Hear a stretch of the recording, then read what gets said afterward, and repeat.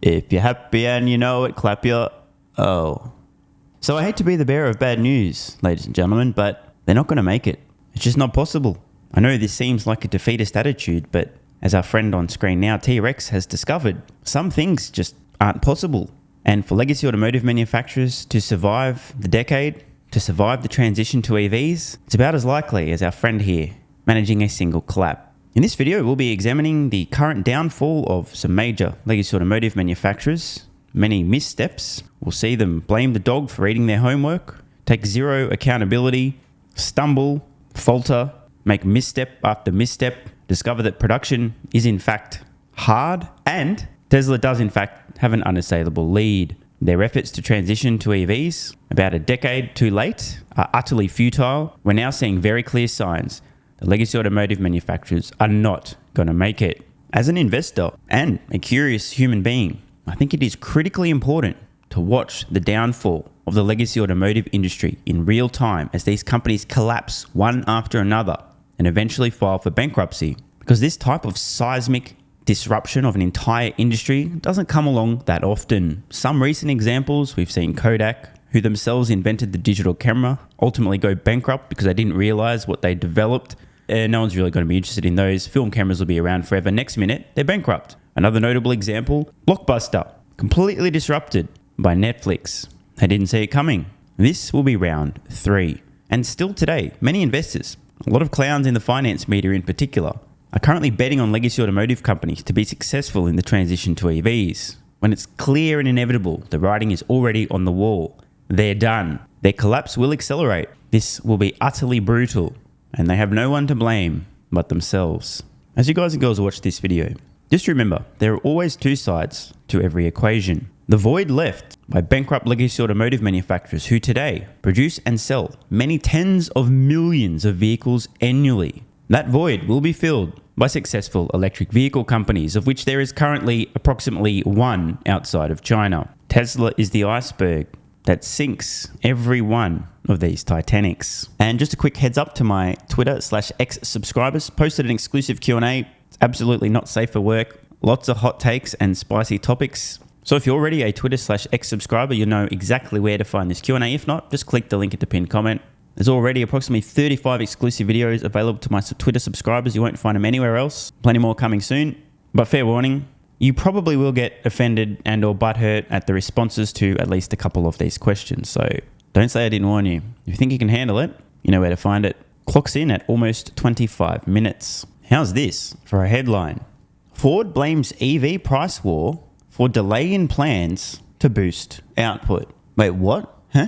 Ford blames EV price war, as in other companies competitively pricing electric vehicles, for Ford's delay in plans to boost output. Okay, so let me think about this. How actually in the fuck does it make any sense that Ford could credibly blame other companies competitively pricing electric vehicles for Ford slowing or delaying their plans to increase their own electric vehicle output? I think Ford have just claimed the dog ate their homework, and I'm not sure this is particularly credible, unless, of course, we read between the lines, which might suggest that perhaps Ford are very concerned about literally going bankrupt in the process of scaling production, because they realized in order for us to sell the vehicles we plan to produce, we're going to need to sell them for a lot cheaper than we expected, because there's other competitive products that are much more affordable in the marketplace. And if we do that, instead of losing a shit ton of money on a small number of electric vehicles, we'll lose metric giga shit tons of money and go bankrupt. Therefore, we literally can't afford to scale our EV production. Is a very serious problem. But then again, we knew this was coming. I've been calling it for years. The automaker on Thursday said it would need another year to meet a year-end target to reach an annual production rate of 600,000 electric vehicles, which it now expects to reach in 2024. Ford also abandoned plans to be making 2 million EVs a year by the end of 2026. So, to be clear, at the very moment, Ford should be 100% absolutely all in on electric vehicles, frantically scrambling to produce as many as they can, as fast as they can, to benefit from economies of scale, to iterate, to learn, to improve, to drive costs down. They're abandoning plans. They're slowing down. They're reducing their ambitions. This is a very bad sign. It now expects to see losses from electric vehicles hit $4.5 billion this year, up from an earlier estimate of $3 billion. That's more than double the $2.1 billion the company lost on electric vehicles last year. Now, this is to be expected. Every company attempting to transition from internal combustion engine vehicle production to electric vehicles will face mounting losses as they invest in scale, start building vehicles, selling vehicles for major losses just to try and compete. And eventually, if successful, spoiler alert, they're not going to be, but let's pretend they might have a chance. If successful, they eventually ramp to production, benefit enough from economies of scale, drive costs out, and can actually start selling electric vehicles at scale for a profit. The thing that these folks are not counting on, at least they're not saying out loud, but it's inevitable. Every one of these legacy automotive manufacturers, their plan to transition to electric vehicles is as follows. Milk the profits from our highly profitable internal combustion engine vehicle business for the next decade and use that to fund our EV transition, which will face mounting losses for the better part of a decade before becoming profitable. The problem is, they either don't know or just are unwilling to admit it. Internal combustion engine vehicle sales are currently in free fall. This may not be obvious to everyone yet, but believe me, it is underway. For anyone who's ever skydived, remember jumping out of the plane? As soon as you jump out, not too bad. And then you feel yourself getting sucked towards the earth, accelerating toward terminal velocity. The metaphor here, these companies have just jumped out of the plane. These internal combustion engine vehicle sales, the collapse, it's just started. They're declining, but that decline will accelerate. And eventually, they hit terminal velocity and soon after that go splat on the ground. The profits these companies are reliant upon to successfully survive the brutal, and I mean brutal, transition to electric vehicles in which they will bleed tens of billions of dollars trying to get to profitability, those profits to sustain those long-term losses are going away faster than they expect. Doesn't end well. Ford's price cuts are aimed at keeping pace with EV market leader Tesla, which has slashed sticker prices this year and, spoiler alert, still has industry-leading profit margins. Chief Executive Officer Jim Farley's $50 billion bet on EVs is confronting slowing demand for plug-in models. Now, this is untrue. Demand for electric vehicles is increasing. It is accelerating. However, demand for overpriced shit electric vehicles, it's not there. But surely, I don't need to continue to add the caveat. Consumers don't want to pay too much for a shit electric vehicle. If you make compelling, well-priced electric vehicles, they will sell. Demand, essentially infinite. The problem is, outside of China, the only company doing this is Tesla. Ford is still aiming to achieve an 8% return on battery-powered models before interest and taxes in 3.5 years. But how it earns that margin may change. Quote, clearly, this transition to EVs is dynamic, Farley told analysts on a conference call on Thursday. Quote, the pricing pressure has dramatically increased in just the last 60 days. And Jim, don't want to rain on your parade, brother, but you were paying attention at Tesla's Investor Day, right? Earlier this year, where they unveiled the new manufacturing system, the modular system, to produce a half-price electric vehicle. Giga Mexico will be the first factory to produce these vehicles. The first of these vehicles will probably be rolling off production lines late 2025, otherwise it'll be 2026. If you thought pricing pressure dramatically increased in the last 60 days, just you fucking wait until compelling electric vehicles produced by Tesla are available for about half the price of today's Model 3 or Model Y, Jim. Does not end well. Model E, Ford's electric vehicle unit, had a loss of $1.08 billion in the second quarter alone, more than the $871.9 million deficit analysts had expected. Its EV sales fell in the quarter as it expanded production at factories in Michigan and Mexico. With EV inventory rising, Ford cut the price of the electric F-150 Lightning pickup last week, and this is important, we'll talk more about this in a moment, which caused a sell-off that wiped out about $3.6 billion in market value in one day. Farley said the challenge for Ford is that the latest wave of customers aren't willing to pay stupidly high prices. I think I said that right, did I? Yeah, I did. Aren't willing to pay the high prices that early adopters did for EVs. Quote, there are plenty of customers for EVs, Farley said. The issue is the price they're willing to pay has come down. Well, no shit, Sherlock. Again, products do not exist in a bubble. If Tesla didn't produce vehicles and they weren't available, Ford would be okay. They'd be fine. Because electric vehicles are still compelling, the total cost of ownership so much lower than an ICE vehicle, plenty would sell. But consumers, most of them aren't dumb enough to blindly purchase a product without doing any homework at all. I mean, some of these consumers exist, but there's not that many of them. And any consumer who actually does the homework realizes the value proposition offered by Tesla versus anything else in the marketplace, it's not comparable. And the only way for a company like Ford or another legacy automotive manufacturer to have a hope in hell of selling any of their inferior products is just to price them so competitively versus a Tesla, even cheaper than a Tesla, that consumers are like, it's not quite as good, but it's way cheaper, or it's a bit cheaper, I'll buy it. The problem is, these companies are already losing tens of thousands of dollars per electric vehicle sold. So the cheaper they sell them, the more their losses, and as we've heard, Ford are currently slowing down their EV production plans. Why would they be doing that? Because they're petrified of literally going bankrupt because of the mounting losses on EVs because they need to price them competitively with Tesla to keep selling them. Big problem. Chief Financial Officer John Lawler told analysts Ford no longer expects to break even on EVs this year. Well, duh. I mean, who the would have thought that was realistic? Come on, guys. Bro, Ford ain't going to be breaking even on electric vehicles anytime in the next 5 years. By then, they'll probably have realised they're headed for bankruptcy, and soon after that, they're not going to be in business. Ford's CFO told investors that Ford no longer expects to break even on EVs this year, and he equivocated on the 8% EV margin goal by the end of 2026. Quote, "We've got several years to work that." I'm assuming that's what he meant. He said, "It may look a little bit different." Talk about some wishy-washy language there. Yeah, when we say 8% by 2026, might look a little different. It might in fact be negative 12% still in 2028. Lawler told reporters in an earlier call that Ford isn't seeing the revenue growth it expected on its battery-powered models. He also declined to say when Ford will achieve its previous goal of building 2 million electric vehicles a year, which the automaker previously had said it would achieve by the end of 2026. For all the effort expended on EVs, Ford's earnings remain reliant on good old-fashioned, and this is very important, gasoline-fueled models. That is correct. Legacy auto companies, their plan to transition to EVs is milk profits from their highly profitable, as I record this, internal combustion engine, aka gasoline-fueled vehicles. The problem is, they don't realise, or they're unwilling to say it out loud, demand for these things is going to collapse. The profits are going to go away. As demand collapses, sales come down, economies of scale work in reverse, and they make less and less money per vehicle sold. Profits go from reasonable to average to poor to non-existent to negative. At the same time, they're trying to start making money on their EVs. I mean, I do not know how to say this more clearly. They're fucked. Again, I want to put this on the record. By approximately 2025, 2 years from now, the majority of consumers thinking about purchasing a new vehicle will be thinking about buying an electric vehicle, not an internal combustion engine vehicle. Tesla's already at price parity. The next gen Tesla's around the corner. When that vehicle's on market, it's game fucking over for the ICE vehicle. I mean, game fucking over.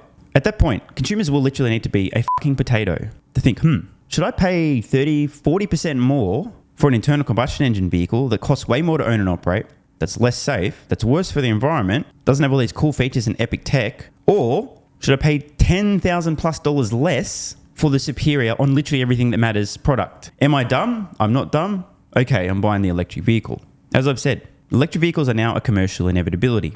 They're at price parity, and they're going to keep getting cheaper over time, meaning the value proposition for an electric vehicle increases, continually getting more and more appealing to consumers, until every last person on the planet has given up on the internal combustion engine vehicle.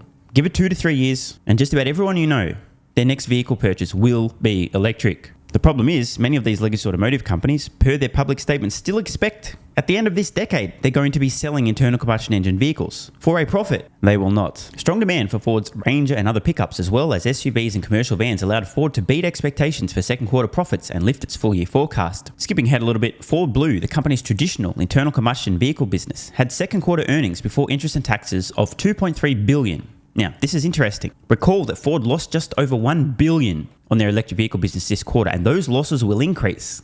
Whereas, in terms of profit, they only made $2.3 billion on their ICE business, and those profits have probably peaked. If not now, maybe in the next 12 months, they'll have hit peak ICE profits before they collapse. I'm not very good at math, but if 2.3 starts to decrease and eventually hits $0 billion, and the $1 billion they lost on electric vehicles increases from $1 billion to $2 billion to $3 billion to $4 billion, I think that means Ford's going bankrupt. New F-150. Farley said Ford will introduce new versions of its top-selling F-150 pickup in both gas-fueled and hybrid variations at the Detroit Auto Show in September. For the year, Ford raised its forecast of adjusted earnings before interest and taxes to a range of $11 billion to $12 billion on better-than-expected sales volume and vehicle pricing.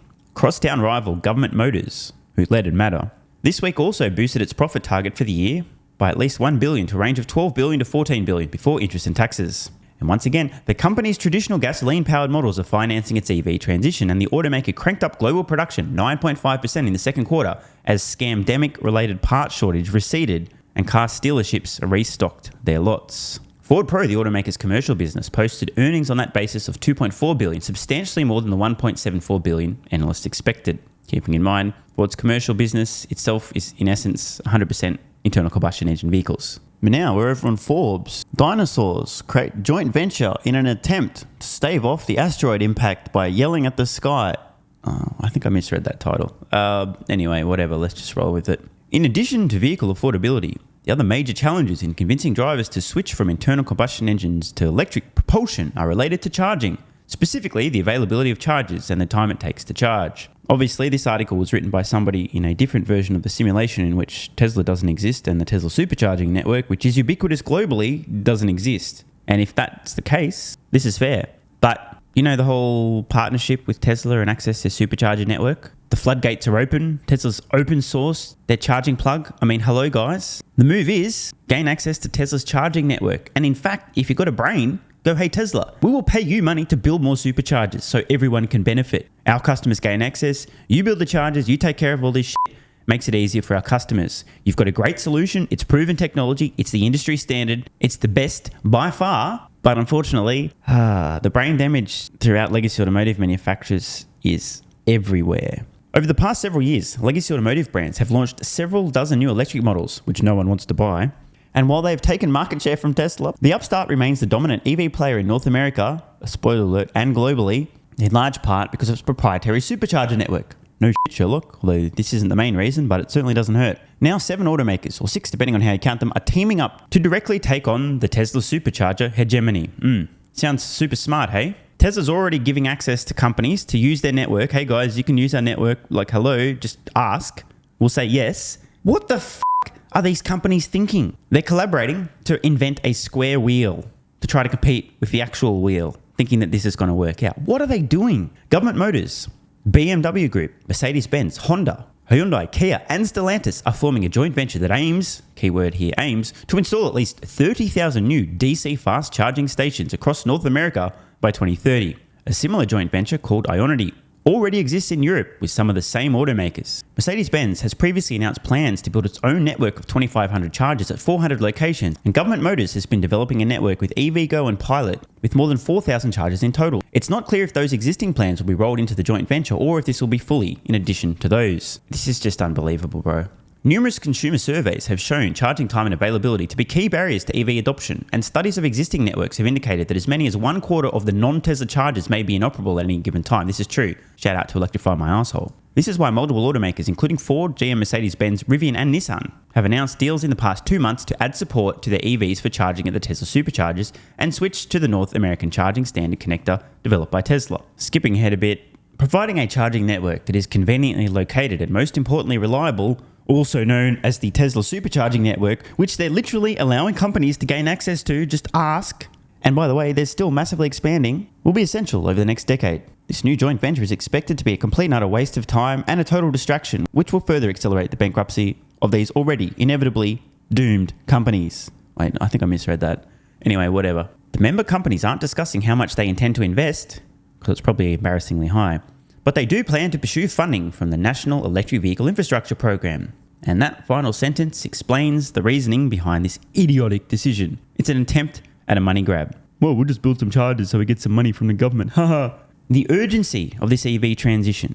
The fact that any of these companies think it makes any fucking sense to try and grab a bit of money from the government instead of focusing all in on just building compelling electric vehicles, partnering with Tesla on the supercharger network, partnering with FSD, license their tech, do everything you can to stay in business, the fact that they think this is a good decision is absolutely insane. It just speaks to the incompetent leadership of these companies. So to wrap this one up, bring things full circle, I just wanted to say, press F in the chat for Ford and the entire legacy automotive industry. I commend Ford for now reporting their financials separately for their electric vehicle business. This is giving us a window into the struggles many other legacy automotive companies will face attempting to transition to EVs. And keep in mind, of all of the legacy automotive manufacturers on the planet, not including Chinese and Korean automotive manufacturers, Ford are best positioned for the EV transition. They're a few years ahead of everyone else, and they're still fucked. Just think about what this means for the likes of Government Motors, who at the moment have lots of plans, but zero results, an incompetent leader, the likes of Toyota, who still don't think consumers want electric vehicles, it's still not time, and some of the moronic companies who've just announced a collaboration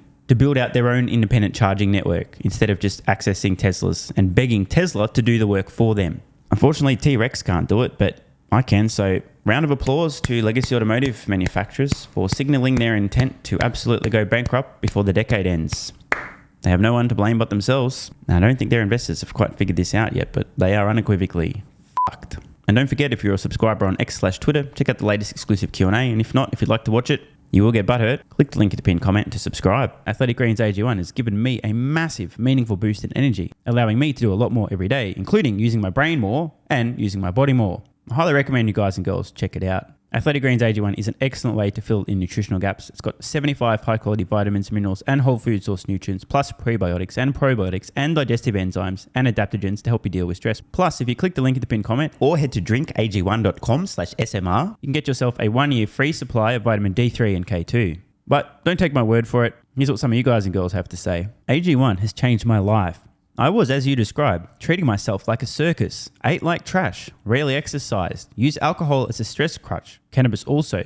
AG1 is what gave me the kick in the ass, got me back to the gym, motivated me to do more for myself, family, my business, etc. Keep doing what you do. Now, I know there's some skeptics, the same kind of people who think Elon Musk is a fraud, reading this going, what do you thought? There's no way that's possible, bro. It must be a placebo effect. Believe it or not, this is a recurring theme. If you give your body everything it needs to feel and perform its best, including having a lot more energy, you'll need ways to use that energy. For me personally, that includes more exercise, moving my body more social activity, and more cognitively demanding tasks, including producing a fuck ton of exclusive content over on Twitter and on Patreon, plus my daily YouTube uploads. The proof's in the pudding. On to another testimonial from a viewer of this channel. SMR, you asked me to provide feedback on AG1. Here it is. It has helped with mental acuity, stamina, and intestinal waste management.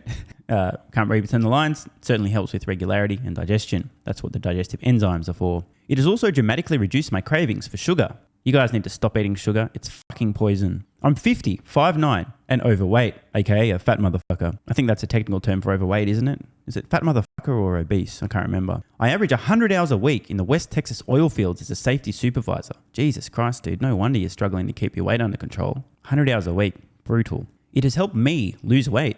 It is not an appetite suppressant. It can help fat people suppress cravings, and motivation to be healthier is critical for changing your diet. Love you, brother. Again, this is a great point and something people really don't seem to grasp. If you have more energy, everything becomes easier. It's like turning on easy mode for life. A few years ago, before I was taking AG1, my health was trash. I was struggling to get through the day, had afternoon fatigue. The last thing I wanted to do was either use my brain or move my body. Didn't have the energy. Now, my biggest struggle every day is figuring out ways to use that energy. I'm exercising way more, doing a lot more with my friends and family, and of course, my work output has increased substantially. And you can fact check me.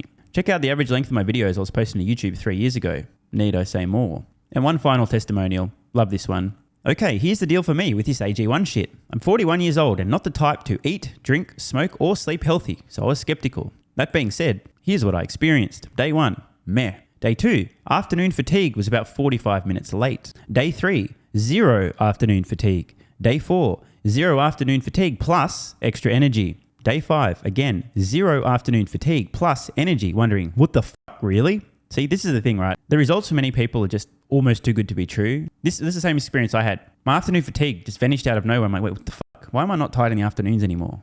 Surely, it's not that AG1, is it? Turns out it was. Day 6 and 7, same thing. Day 8, same thing. Plus, I had the want to get things done around the house that I normally would slack off and not get done. Again, the point, extra energy, you'll need to use it. You'll find ways to use it. Day 9, 10, and 11, and today is day 12. I fucking love it. So however you managed to get me to buy it, I'm so glad you did. Thank you so much, SMR. It really changed me so far. Guys, this shit really works. Just try it. By the way, this is the reason I continue to relentlessly promote AG1. A lot of people get real fucking mad in the comments. Oh my God, snake oil salmon sold out. Oh my God, he's a scammer. This is fraud. But constantly, I'm pretty sure everyone making these comments is also currently short Tesla stock. I'm not particularly concerned about people having a negative perception, those folks suffering from small brain syndrome, still living in my bum's basement syndrome, etc., writing mean comments, claiming AG1's a scam or it doesn't work. I mean, bro, when I get feedback like this is what keeps me going. And remember, there is a 90-day money-back guarantee. There's nothing to lose here. Just try this stuff for a month, and if you don't get these results, get your money back. See, it's a literal no-brainer. It's an IQ test at this point in time. Testimonial after testimonial after testimonial like this. Get your money back if it doesn't work. Just try it for a month, and if it doesn't work, get your money back. Today's the day. It's finally time. Be like this guy who was a massive skeptic, but finally, after 1,000 promotions in a row, caved in, tried AG1, and has results like this. Head to drinkag1.com/SMR or click the link in the pinned comment, and please, let me know how you're feeling in a few weeks' time. Now, if you'll excuse me, time to put my extra energy to good use. I'll be recording some more exclusive content for Patreon and my Twitter subscribers. So click the links in the pinned comment. See you over on Twitter and or Patreon. And don't forget to grab your AG1. Love ya.